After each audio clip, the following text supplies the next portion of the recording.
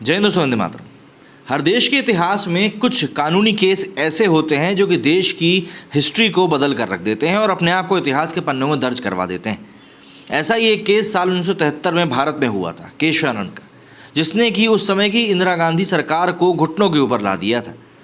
यह बात है 1973 की। सुप्रीम कोर्ट में केरल सरकार के खिलाफ एक संत केशवानंद भारती का केस पहुंचा। केस ऐसा कि पहली बार सुप्रीम कोर्ट के 13 जज इसे सुनने के लिए बैठते हैं।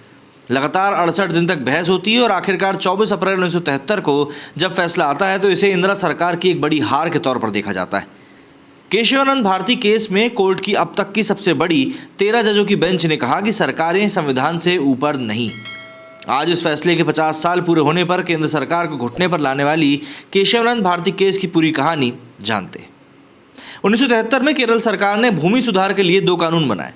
इन कानून के जरिए सरकार मठों की संपत्ति को जब्त करना चाहती थी। जैसे ही एडनीर मठ के मुखिया केशवानंद भारती को इसकी जानकारी मिली, वो सरकार के खिलाफ कोर्ट पहुंच गए।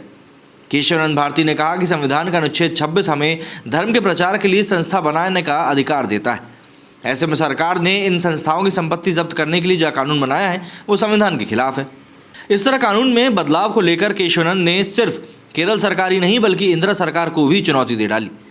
इंदिरा चाहती थी कि सुप्रीम कोर्ट का फैसला केशवानंद भारती के विरोध में आए। इसकी वजह यह थी कि केशवानंद के समर्थन में फैसला आने से इंदिरा सरकार अपने मन मुताबिक फैसले लेने के लिए संविधान को नहीं बदल पाती। इस मामले में कोर्ट ने क्या कहा, उस बात को जानने से पहले ये भी जरा जान लेते हैं कि आखिर इस केस में इंदिरा सरकार की इतनी दिलचस्पी क्यों थी। देखिए, इंदिरा गांधी अपने फैसले लेने के लिए एक के बाद एक कानून में बदलाव कर रही थी। हर बार इंदिरा सरकार के फैसले को सुप्रीम कोर्ट में चुनौती दी जा रही थी। सुप्रीम कोर्ट ने एक एक कर इंदिरा के 3 बड़े फैसलों को पलट दिया था। सबसे पहले इंदिरा गांधी ने बैंकों का राष्ट्रीयकरण किया तो सुप्रीम कोर्ट ने इस फैसले को पलट दिया।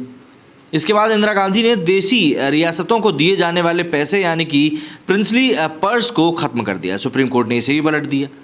वहीं एक और मामले में सुप्रीम कोर्ट ने फैसला सुनाते हुए कहा कि सरकार कानून के मूल अधिकारों में बदलाव नहीं कर सकती है। इन 3 फैसलों से इंदिरा गांधी न्यायपालिका से नाराज थी। अब खींच की वजह से इंदिरा और ज़्यादा तानाशाह बनती जा रही थी। इंदिरा गांधी हर हाल में न्यायपालिका को काबू में करना चाहती थी। इसके लिए एक ही तरीका बचा था, संविधान में बदलाव। और आखिरकार 5 नवंबर 1971 को इंदिरा गांधी ने संविधान में 24वां संशोधन किया। ऐसा करके इंदिरा गांधी सुप्रीम कोर्ट से सीधे टकरा गई। इस बार इंदिरा ने सुप्रीम कोर्ट के 1967 में सुनाए गए फैसले को पलटने के लिए कानून में बदलाव किया था। दरअसल 1967 में गोलकनाथ केस में सुप्रीम कोर्ट ने कहा था कि सरकार लोगों के मूल अधिकार में कोई बदलाव नहीं कर सकती। ऐसा करके इंदिरा ने सुप्रीम कोर्ट को अंगूठा दिखाने की कोशिश करी थी। अब सुप्रीम कोर्ट के सामने असली चुनौती थी कि किसी तरह से इंदिरा को संविधान के मूल अधिकारों में बदलाव करने से रोका जाए। केशवानंद भारती केस में सुप्रीम कोर्ट के सामने ये सवाल उठा कि क्या सरकार संविधान की मूल भावना को बदल सकती है। इस मामले में सुनवाई के लिए 13 जजों की बेंच बनी।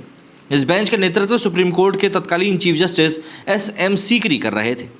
इस मामले में 7 जजों ने संत केशवानंद भारती के समर्थन में जबकि 6 जजों ने सरकार के समर्थन में फैसला सुनाया था। अपने फैसले में कोर्ट ने 3 मुख्य बातें कही थी। सुप्रीम कोर्ट ने कहा कि सरकार संविधान से ऊपर नहीं है। सरकार संविधान की मूल भावना यानी कि बेसिक स्ट्रक्चर को नहीं बदल सकती।